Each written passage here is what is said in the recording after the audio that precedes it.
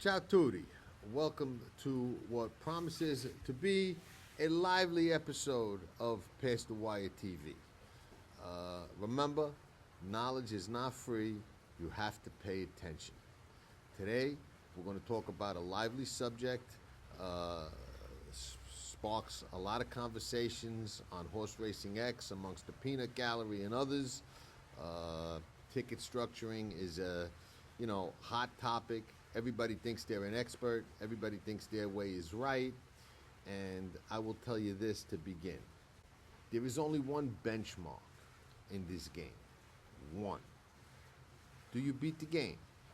If you beat the game, you don't got to worry about nothing, and you don't got to listen to anybody, and you don't got to,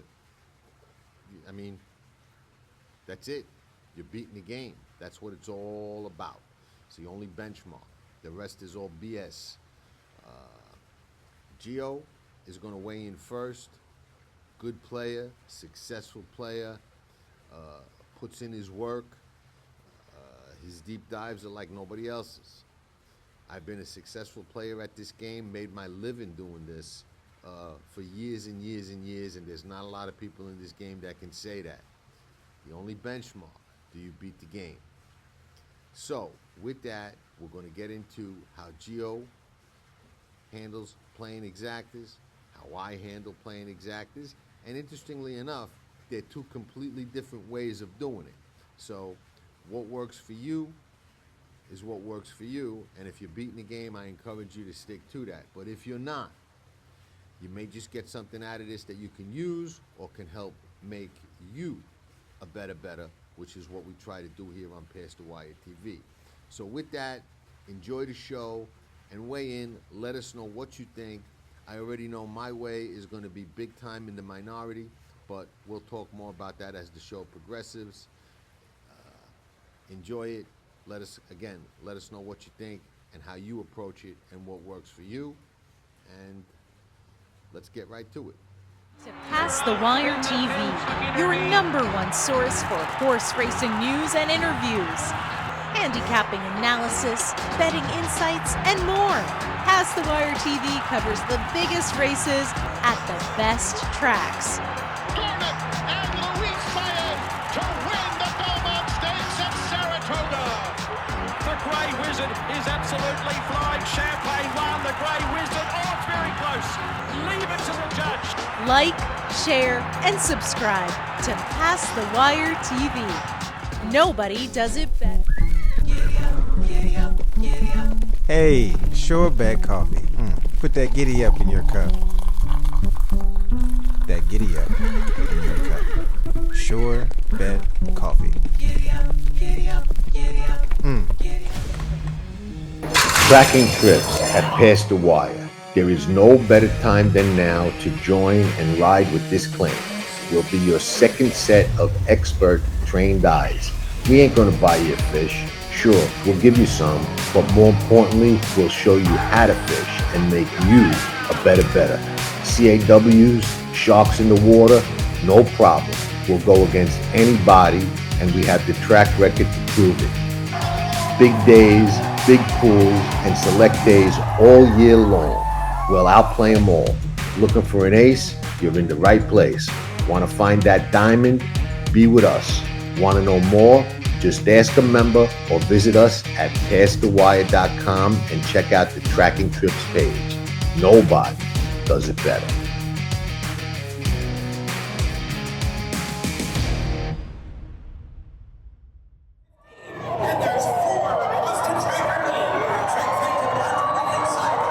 You're watching Pass the Wire TV.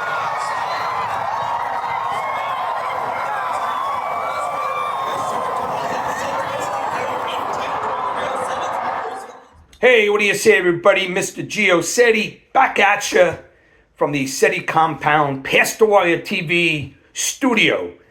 So what are we going to talk about today? I'm going to talk to you about exacta wagering. Now, this is something that's been a part of your entire horse playing career. There's no doubt, okay? Now, back in the day, if you go back as far as I do, and some jurisdictions, some outfits still have it, they used to have the Quinella, which is sort of, an interesting play because it gave you the opportunity to play your best two horses, and it didn't matter if they ran 1-2 or 2-1 because the Quinella paid it, obviously less than it would to be precise in an exacta, and like I said, there are some Quinella opportunities still out there, but they're not used often, if at all, by many people. But let's focus on exacta wagering. Now, I'm going to share some, what I feel will be valuable pearls to absorb. Now, we all know it, all right? When we handicap a race, or if you're like me, when you handicap a full card, you know you're going to be engaged in exactas all day long, all right? Like I always say, if I handicap a race and I'm going to be decisive, once I've completed my work, I'm not allowing the exacta to pop and I don't get paid. So if I handicap a race, whether it's a bottom maiden claimer going a mile in the winter track at Aqueduct, or it's a grade 1 stakes race, Kentucky Derby prep, I'm going to be playing the exacta. Now, sure, obviously, listen, the focus for all significant exacta wagering should be in a grade 1, grade 2, or grade 3 race. There's more focus, many people watching, the prize, the purse is greater. So, and in a lot of ways, all the work you put in terms of your handicapping and the intangibles leading to the race, those numbers hold form greater, typically greater, at the grade 1, grade 2, or grade 3 level. Because when you have low claiming races, like a $16,000 filly claiming, a lot of those gals, they take turns beating each other. So I never really focus on just the last 3 races of the current form cycle. I always say this, and you guys know this, you always have to focus on the full body of work. Everything the colt or the filly or the older horse has done or demonstrated over the track for the period of time. So, excuse me, let me get some coffee. Hold on. So, if a horse demonstrated significant ability 13 races back, but in this current form cycle, you don't feel he can compete, well, you have to consider what that horse has done before. Because if they've done it before, they could do it again. Now, sure, there are numerous contributing factors, of course. Distance of the race, class, track condition, size of the field, if it's on turf or dirt or synthetic, all those things. So with that said, your daily racing form has to be the foundation. It's got to be your Bible of past performance dissection because, and these days, it's not just the last 10 races that are available for you. By now, you should know how to look at the entire career of a racehorse and know what he or she has accomplished. But anyway, I don't want to get off the script of exactas. Let me talk to you about exactas. Now, back in the day, if you could remember, the Quinella, that's right, a Quinella existed. Especially, now some jurisdictions, some tracks still offer it. But back in the day on the Naira circuit, Belmonte, Aqueduct, and Saratoga, especially in the, 70s and 80s, the Quinella was very pronounced. It was used because when a handicap or a horse player prepared a race, he had that at his disposal because even though it paid less, but if he was strong, he had a strong opinion on his best shoe in the race, he could put a sizable Quinella bet in. And that it would pay less. The exacta was still available, but it gave you the opportunity to have both hit the board 1 and 2, 2, 1, and you still get paid. Now, keep that in mind, because one of the things that's very, very essentially important, all right, at least for me, and I want to deliver this message to you, okay? And this goes without saying. It could be a grade 1, top shelf, $1 million race, grade 2, grade 3, a non-graded stakes race, or bottom claimer, an allowance race, optional claimer, this, that, or the other thing. Like I said, if you're a player that plays full cards, like I do, then I do the work, I'm betting the race. You need to have the exacta as part of your arsenal for scores. Now, you know how these days, moving forward is a very popular wager. Back in the day, there used to be an early daily double and a late daily double. And that was it. Now, of course, we have pick threes rolling through the day. We have doubles rolling through the day. We have pick fours and we have pick fives and we have pick sixes. Now, most horse players have interest or currently are engaged in pick threes, pick fours, and pick fives. Keep that in mind. And nobody, unless you're like Mr. Sette, I still put a ticket in because I'm sort of mentalized like that. I put a ticket in where I go cold, just for $1, my pick 4, my pick 5, my pick 3. Because if I'm precise, if I rally and hit the top choice in every race, I'm winning that ticket by default. But of course, I'm going to go multiples. For example, in a pick 5, going 2 deep, 3 deep, 2 deep, 3 deep. I'll make a $54 ticket on a 50-cent wager. The reason why I'm mentioning multi-race wagering in the same conversation of exactas, this is important, all right? It's funny. Many players put in tickets in pick 5s. Now, I'm talking about a conservative pick 5 ticket where I go a $54 ticket where you have 3 races that are 3 deep and 2 races that are 2 deep. But then I know people that play $200, $300, $400 pick 5 tickets, all right? Pick 4 tickets as well. Not so much pick 3s.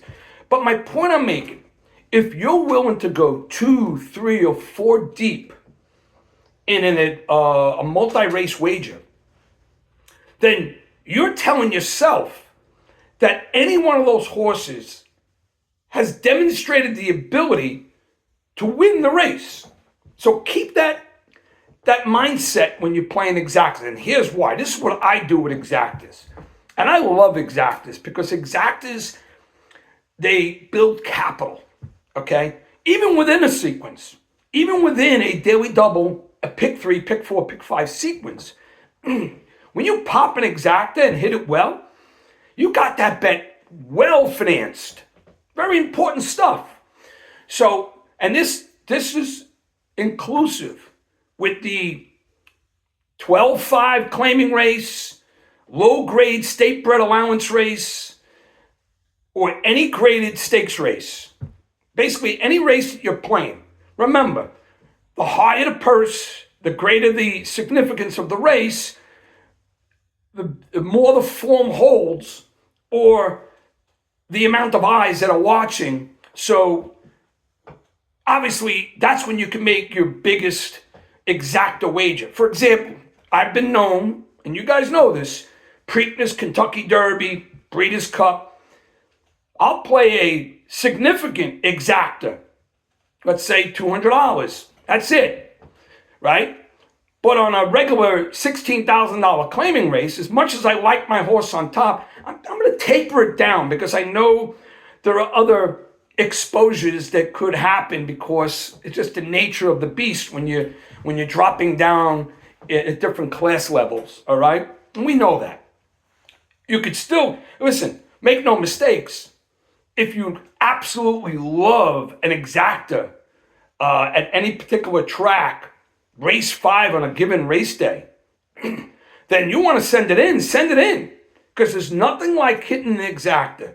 There's 2 things about exacta. Some players shoot for the moon and they take crazy shots, whether that's how they land on in their handicap. But they want to go for the $200, $300, $400 exacta. And I've done it. Sometimes I put $20 on an exacta that has a probable pay of $400 because that's who I land on. I'm not worried about what the odds are, what the public make the odds. It depends on the horse that I like, or the horses, plural, that I like. But my point I'm making, there's nothing wrong with having an exacta with confidence that ultimately is going to pay $15, but you had that $15 exacta 150 times.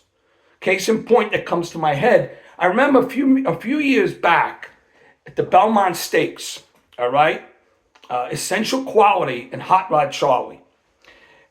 When I did that race, 9 ways till Tuesday, in my opinion, and sure I'm saying this because I was right, the only 2 horses, in my opinion, that could have made the distance, ran well, and make the exacta were those 2 horses.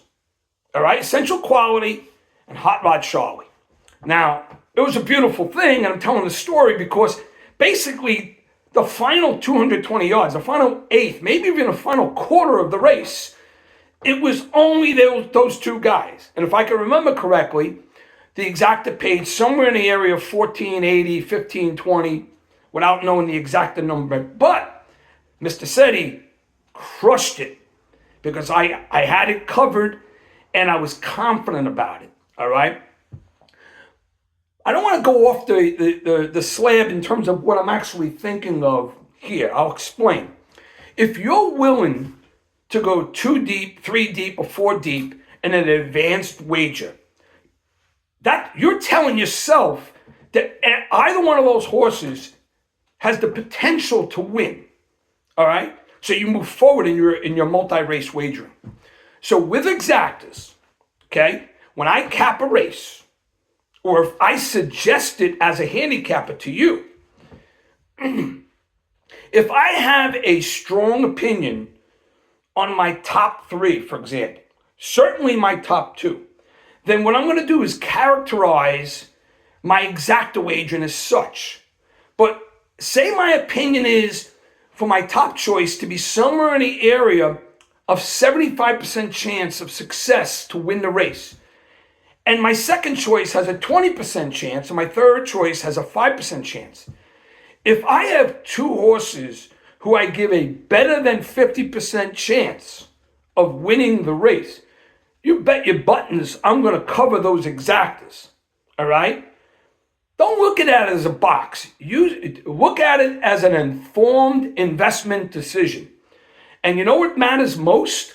Probably most, is what the board is showing. Okay? So, for example, whether it's a $16,000 filly claimer going 6 furlongs or the Preakness Stakes, grade 1, everybody's watching.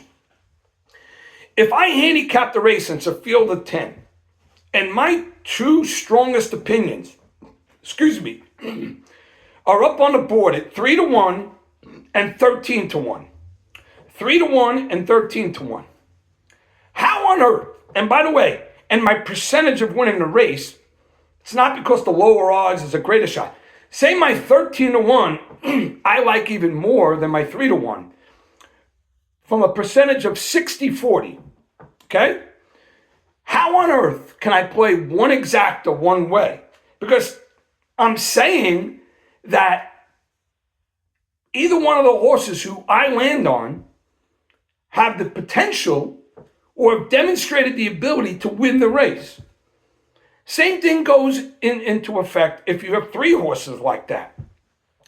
The key here is, if that scenario developed, I'm probably going to play, let's use even numbers. Say I was doing a $50 exacta with my top choice. I'm going to play my top choice and my second choice for 50, but you better believe I'm going to play my second choice over my top choice for 20.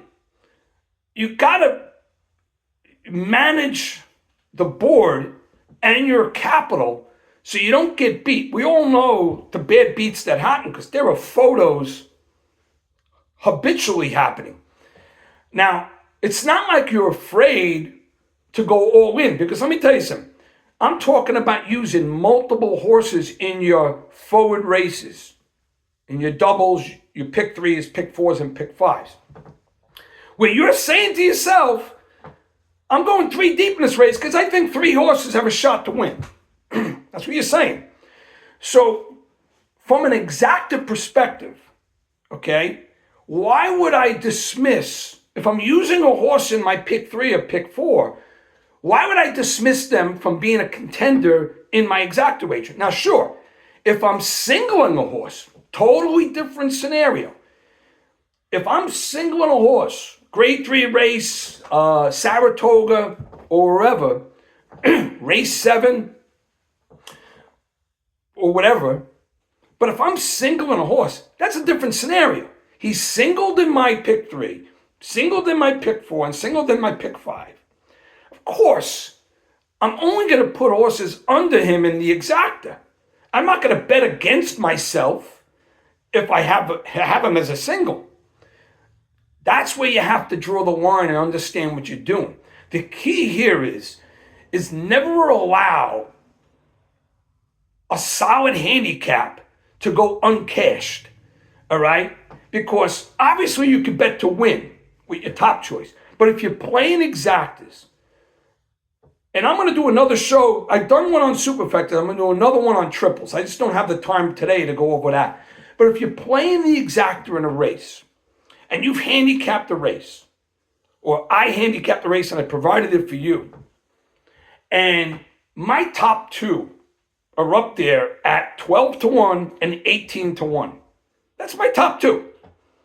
Or they could be 8-5 and 3-1. It's my top 2.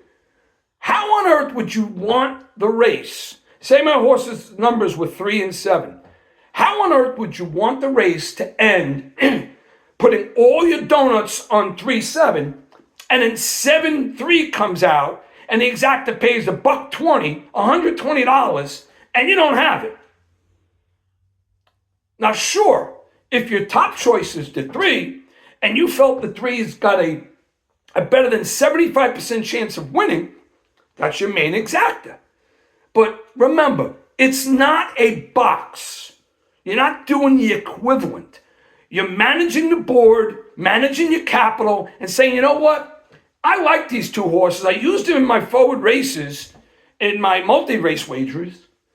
How can I allow my second choice to beat my top choice by a head and I don't get paid? And then another thing, let's go on to the third choice. Say I do my precise handicap and I got a top 3. This doesn't really linger to my 4th choice because I got to be decisive. And if my 4th choice, there are exceptions to the rule. But from an exacta perspective, it only, you can make an argument taking a top choice and playing 3 exactas with the 2nd, 3rd, and 4th choice. That's if you have a single. But if I have 3 horses and I'm demonstrating to myself, I'm going 3 deep in a pick 4, pick 5. I'm going to use these 3 in exactas. But in my opinion, at the conclusion of my handicap, my top choice has a 60% chance, my second choice has a 30% chance, and my third choice has a 10% chance of emerging victorious. So if that's the scenario, people don't like to use the term box, but if you're playing a cold exacta or a strong exacta with your top 2, and they're on the board at 6-1 and 12-1, like I said, the odds don't matter because if it's lower odds, but you love the horses, you just bet more in the exacta, okay? Sometimes you just got to send it in. That's how you get big scores. And remember, there's nothing wrong with a $15 or $12.80, a $13.40 exacta if you have it 30, 40, or 50 times, right? Gabish? But even so, if you have a strong opinion on a race, like I do very often, regardless of the classification of the race, it could be the Preakness Stakes Grade 1, it could be a $35,000 claiming race, optional claiming race on a given Wednesday. But if I like the exacta, and I'm confident about it because I've eliminated many of the horses in my handicap. They're too slow, they're not in the type of form I like, they're not going to they're not going to do well over the track based on the condition. They're not built for the distance. A myriad of factors. But if I land on two horses and they're sitting on the board at inflated odds, overlays, in my opinion. Another thing about knowing your lines and knowing that you're going against the public, and don't be afraid of the odds out there. Because if you like a horse, you land on your opinion, you stick to it. But if the odds are out there at 16 to 1 and 23 to 1, don't lower your bet to a $4 exacta if you're strong about it. And your exacta capital was $20, $25, $30, still send it in. Isn't it a beautiful thing? And I've done this. Those that follow me know I've hit exactas that paid $500 and I've had it 20 times. Okay? You want greater odds with the horses that you land on. Gabish, doesn't that make sense? But the key here is I've known so many people that, and listen, you could be a forward player, multi-race wagering, or you could be an exacta player, or both, like me. But exactas are played by everybody. The key here is so many people are tearing up tickets when they had the horses, but they didn't play the exacta combination, all right? Remember, if you were back in the day and you had the Cornell, and that's the thing, then if two horses go down the lane and they're neck and neck, and they got four in the rest of the field, then you knew you were going to get paid. But there's nothing more deflating than to lose an exacta at the wire. Neck, head, nose, whisker. You know, it drains you. Now, you're not betting against yourself because, like I said, if you're singling a horse, then there are no other exactas. You're keying and landing on one, and then you're playing two or three exactas, or maybe just one exacta, with your second or third choice. Remember, that story about Essential Quality and Hot Rod Charlie, I have many. In that particular race, there was a few horses who were bet by the public, but I didn't like them at all. I think one of the horses was Rock Your World, or Rock This World. He was like 3 or 4 to 1. In my opinion, he had no business to be in the race. So when that happens, you love that. When you see there's an underlay on the board and he was eliminated by you, that's what you want to see. But that day, I made a significant score in that exacta.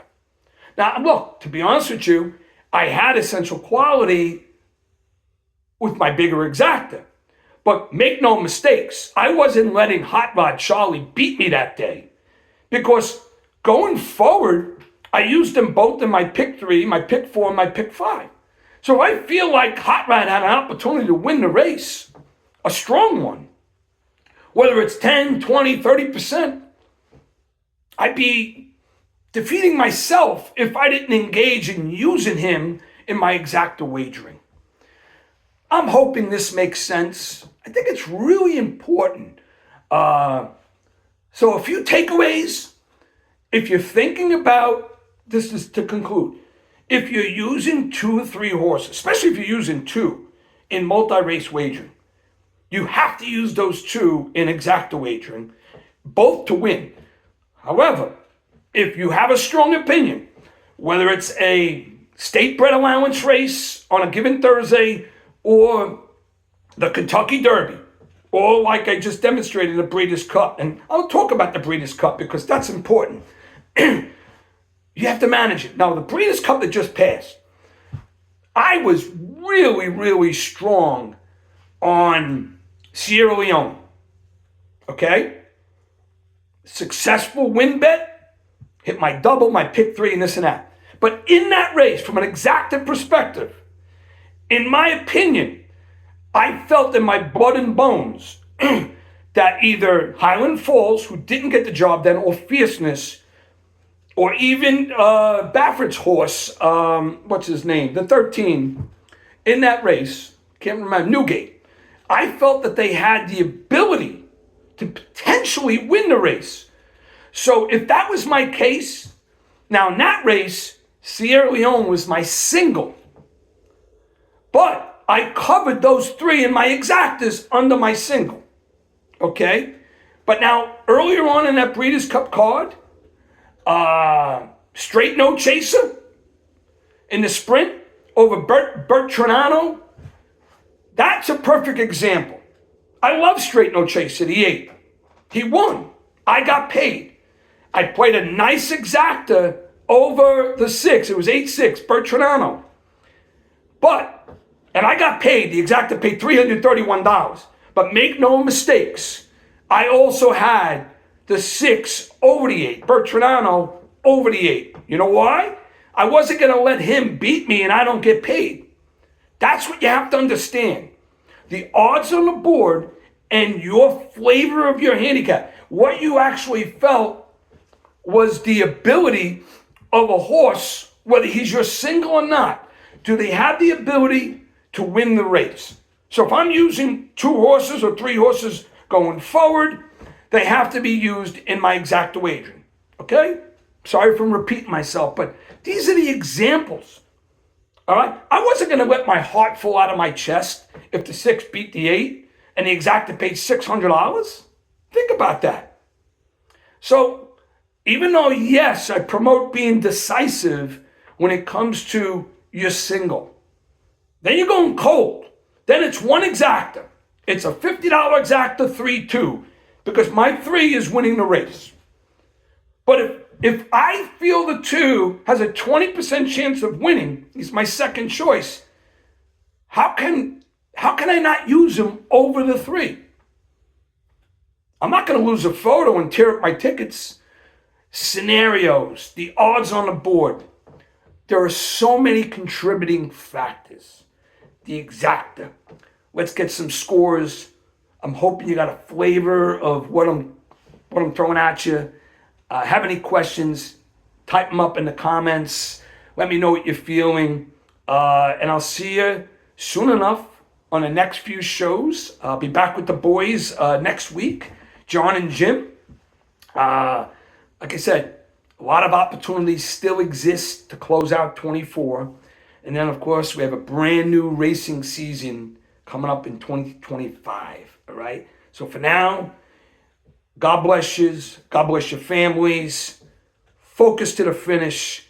And I will see you again real soon. You know, it's interesting. You have here 2 successful players that put a lot of work into what they do and have been doing it a long time. And yet the philosophies and way that Gio and I go about the game are so different. And we'll get into whether, there's a right or wrong, or if it's a matter of preference or whatever the case may be. But I think one of the things you got to ask yourself first, all right? And I think that this is a reason that I play the way that I play. But the first question is, why do you play the game? Do you play for the fun? Do you play for the action? Do you play for the thrill? Or do you play to win and beat the game? I play to win and beat the game and take down scores. At the end of the year, I want to be ahead, and I don't want to just grind out a little ROI. I want to be ahead, a nice chunk of change where I make it count. And that combined with playing for a living for a long time and this being my sole source of income and revenue and survival for a long time made me develop leather skin when it comes to wagering. I had to be selective. I had to make every wager count and minimize or eliminate every bad or losing wager that I could. And that was by necessity. And I don't know that you can do it unless you have an unbelievably high level of discipline, or unless, like in my case, you have to because you're dependent on paying your bills and eating and surviving by doing it. Now, you factor in this, okay? Most people who play this game lose. With the exception of the CAW players who play really to break even or come close to break even, and that brings them ahead with their high rebates. You know, what's the percentage of people that play this game that win? Very, very small. 3%, 4%, 5%. I don't know, 10%, probably less than that. I would say probably somewhere in the neighborhood of 3, 4, 5% of the players that play actually win, maybe a little higher. Uh, I don't know that it could be much lower than that, but that's probably somewhere right around the number.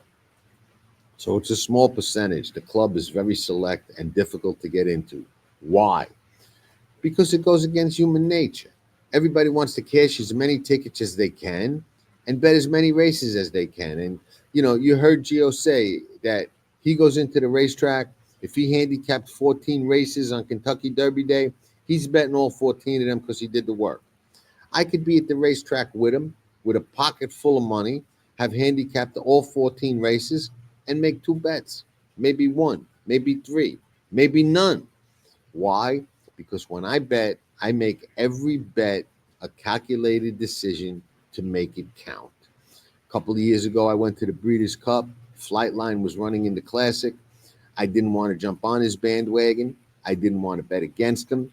I didn't get involved. I thought Goodnight Olive was the most sure winner of the entire weekend. And I bet my whole bankroll to her to win, on her to win at 2-1. And I was quite happy. And she won. And I sat back for the rest of the weekend. Why? Discipline. I'm not here to cash as many tickets. I always say cash less to win more. I don't use every combination I think can win. And that gets us to exactas and how I play exactas, which is completely different than how Gio does it. Now, most people are going to do it and play it the way Gio does because that's just the normal inclination. And for years and years and years, my dad was a mutual clerk. I used to go to the track with him for years. We had this argument so many times. How do you not reverse the exacta? You got 2-4, 2-5. It comes 5-2 and you don't win. Don't you bet something on the 2-5 to get your money back? And when Gio and I discussed this the other day, we used an example of a $100 bet. Let's say you're betting $100 on an exacta and you really like 1-2, but you don't want to lose to 2-1. Gio's mindset is, okay, you take $80 1-2, $20 2-1, just in case it comes that way, because you kind of think both horses can win. And he says, okay, if it comes 2-1, that $20 exacta, if it pays $10, I get back $100, and I win back, my bet. And I'm like, okay, but if it comes 1-2, then that $20 cost you $100. And my contention is at the end of the year, not at the end of the day, not at the end of the meet, because this is a marathon, not a sprint. That has to be understood, or you're not grasping the game. It's not any given day. It's the entire body of work and wagering. For me, I look at it over the course of the year. You could look at it over the course of a lifetime, over the course of a meet, but I look at it as a long-term investment, not just winning today. Of course, we want to win every day that we go, but that doesn't decide your year. A day or a race, doesn't decide the year unless it's just a big score day. So me, I'll bet the $100 exacta 1-2. I don't reverse. Why? Because when I'm right, I want to get every dime I can and make it count every which way that I can. That's why I will use as few horses as possible in the second slot. So if I like the 1, I'm betting 1-2, 1-3, maybe 1-2, 1-3, 1-4. I'm not using 4 horses in the second slot. I'm using 2 or 3. I'm not reversing any of them, and I'm not boxing any of them. Boxing, to me, is a different sport. Boxing is boxing. Heavyweights, lightweights, middleweights. Boxing is for Christmas presents. Valentine's Day presents, birthday presents, not for horse racing. When you box, if you box 3 horses, you're starting with how many? 1, 2, 3, 4, 5 losing bets. 5 losing bets and take out. I don't care if you're leaving the favorite out, leaving them in. Over the course of time, you know what's going to happen? Over the course of time, all right, you will, without a doubt, over the course of time, if you're boxing horses over the course of time, you, without a doubt, are going to have one thing happen to you. And I will tell you what it is. You are going to get swallowed. You will get annihilated. You will get eaten up by this game if you're boxing. Why? We said it. 5 losing bets and takeout and all those sharks in the water, and you think mathematically you can beat that and come out ahead over time with 5 losing wages? Good luck. Mathematically, it ain't going to work. Now, you're going to come up with the situation where you play it like I do. And what I would do, if I like 1, 2, 3, I'm going to say, okay, I like the 1 the best. So I'm going to play, instead of a $1 box for $6, 1, 2, 3, I'm going to play $3, 1, 2, $3, 1, 3. Or maybe $4, 1, 2, $2, 1, 3, depending on how much I like the second slot. Now, why am I going to do that? Because I want as little losing wages as possible. And if I'm right, I want to get as much money out of that pool as I possibly can. Now, if you're leaving out favorites, which was an example that Gio used, where he's, saying, well, if you like nice price horses, it makes sense to box. How can you not? My thought is, how can you do that? Because if you're right, let's say the exacta pays 300, okay? Yeah, you could have had it if you boxed, but you lost because you didn't box. That's going to happen, and you've got to have that leather skin I referenced to be able to deal with that and digest it. But in the long run, it's going to make you a better bettor, and I'll explain why. That 300 that you lost that day, okay, if you're betting my way, then you have that 3 or 4 times or 2 more times, okay? So when you're right, instead of cashing for 300, now you're cashing for 6 or 900. Those $900 hits over the course of time, factored in with the races that you lose altogether, are going to erase that $300 that you left on the table because you didn't box, okay? And the more the exactas pay, the more you're going to erase those numbers. So for me, I go for the kill. That's my style. I've beat the game for many years doing that. If you can't say that, then consider trying it, because I will say this. Anybody, and I've said it on a lot of the seminars, I've said it on a lot of the shows, if you try it my way for a while, try it for 6 months and tell me if your ROI or if your profit and loss and red and black columns at the end of the period that you try it for are better than when you're boxing and reversing. Okay, when you reverse and win, yeah, maybe you saved a little bit of your bankroll. That's not the idea. The idea is to make your money and your investment and your bankroll make you the most money that you can. I don't hedge. When you hedge, you bet against yourself. When you box and reverse, you're betting against your own strongest opinion. I never do that. That's just me, okay?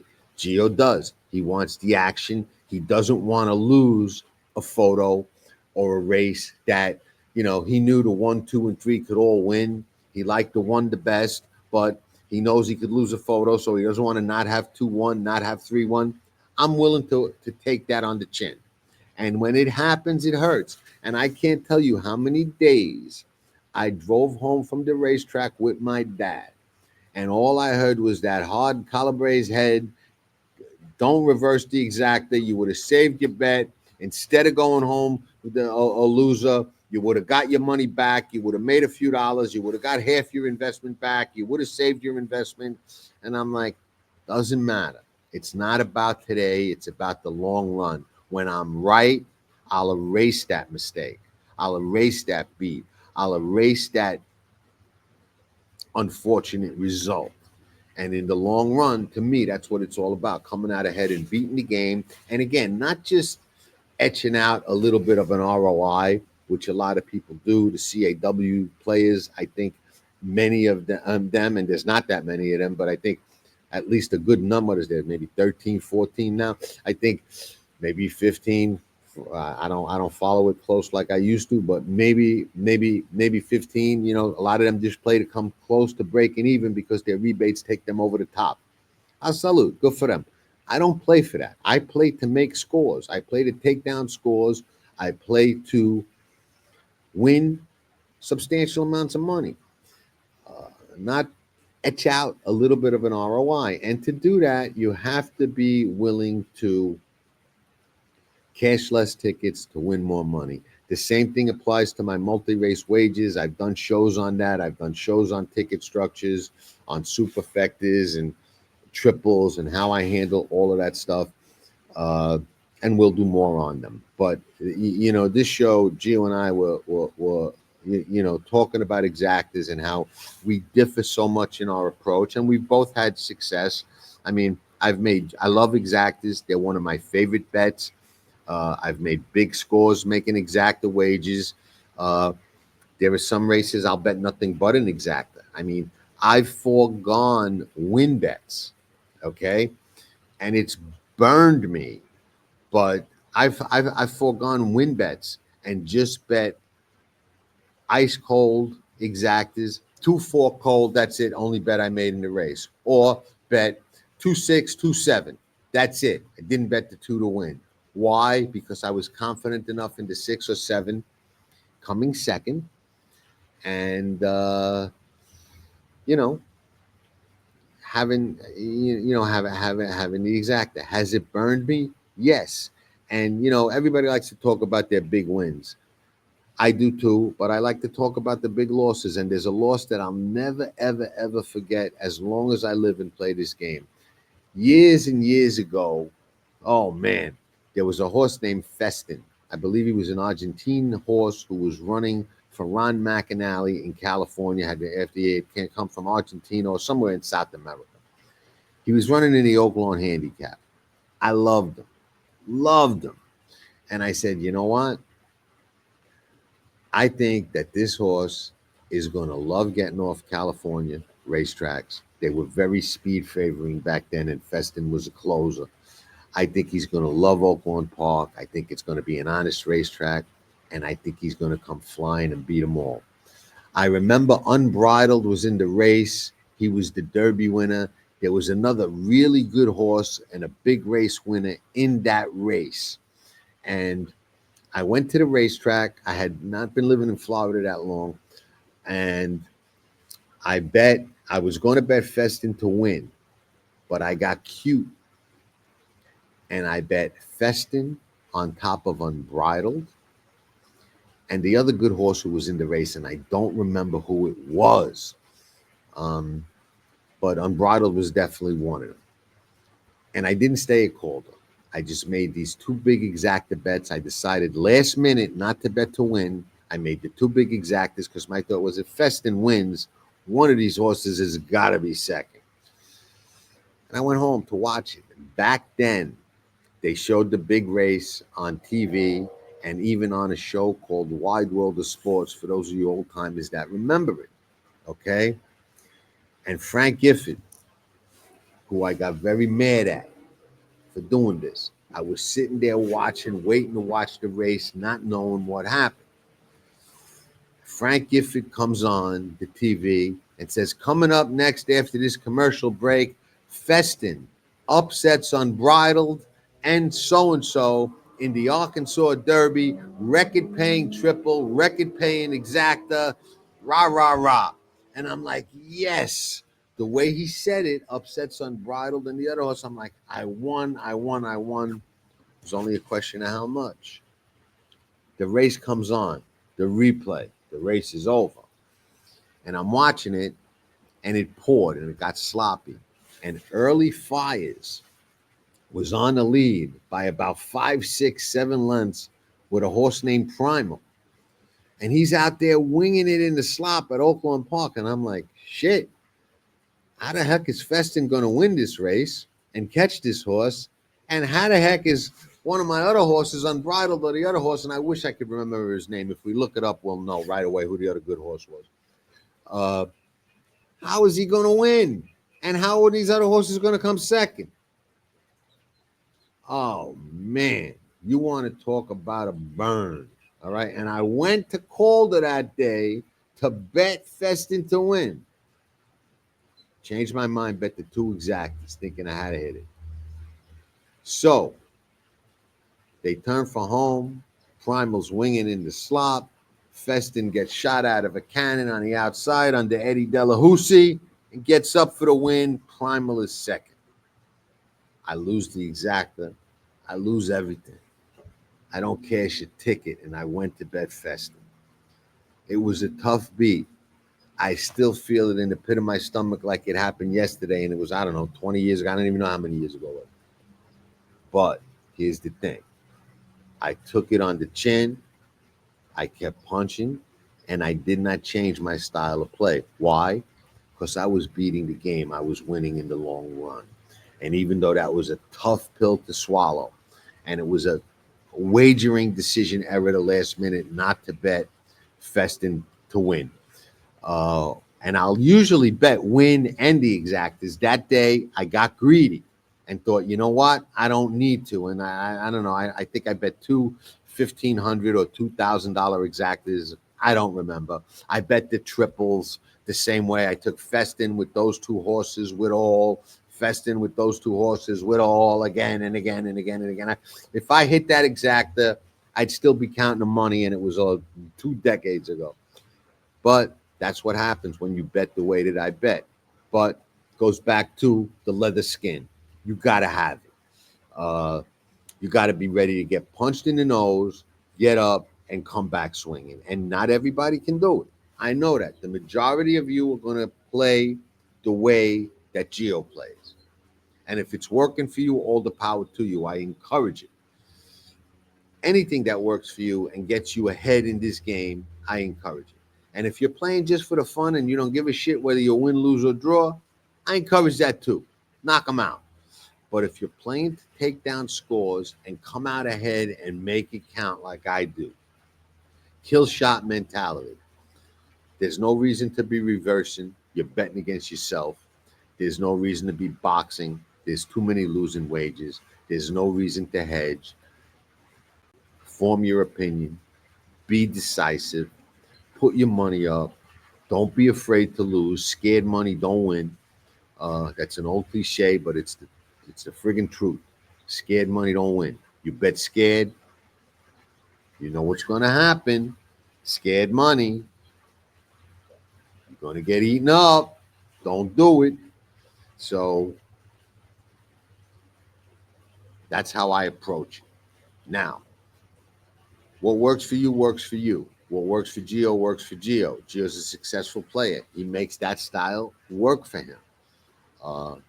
Mathematically, I don't get it. I think you're putting yourself behind the 8 ball.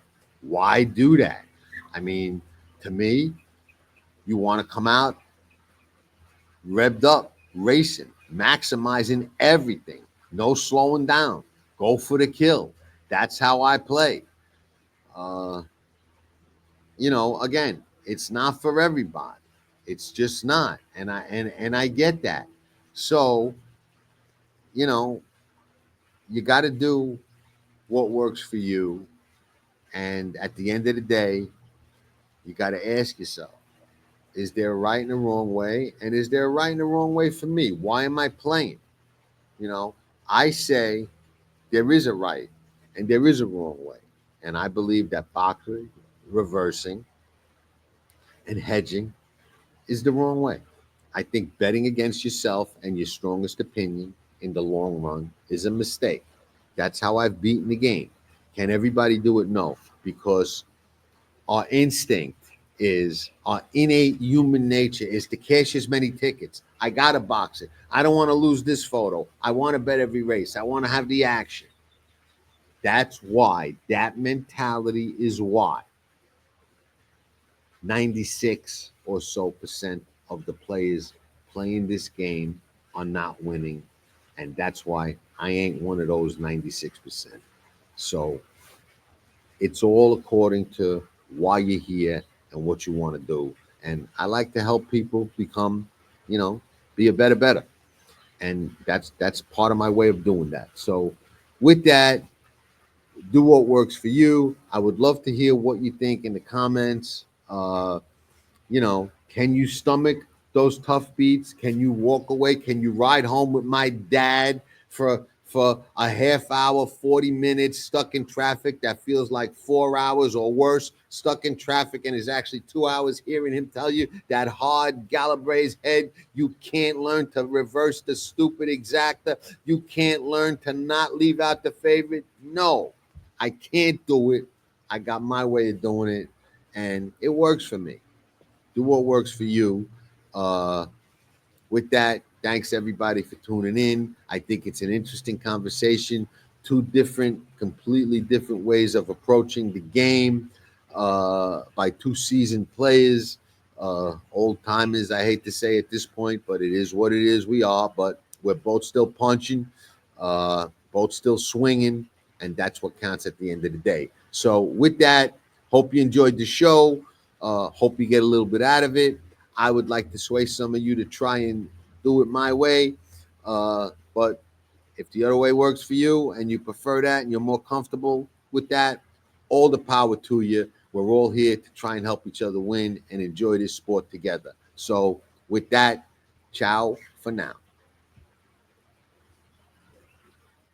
Tracking trips that pass the wire, your second set of eyes in horse racing. Solomini, Be a a member. top 10 first crop sire in 2023, standing at McMahon of Saratoga. 14 first crop winners, including My Shady Lady, winner of the $500,000 New York Stallion Series 5th Avenue Stakes, Grade 2 winner, Winstock, and Stakes winner, Solo Shot. Solomini, the 7th leading freshman sire and the only top 10 freshman sire with a Grade 1 or Grade 2 winner. He sired a $700,000 2-year-old at the OBS April sale.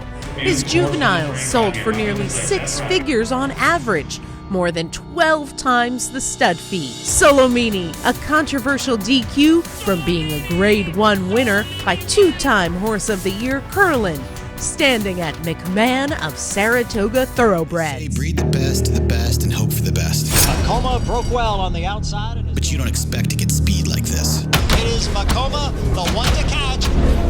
Macoma has a 5-length lead in this Grade 1 corner.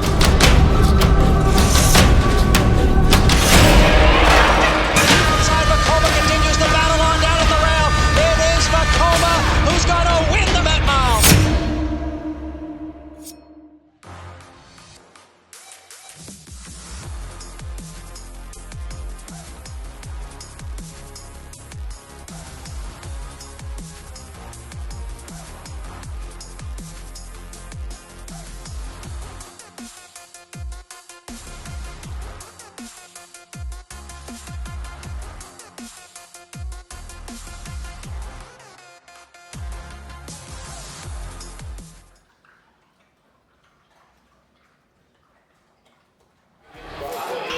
Nobody does it better.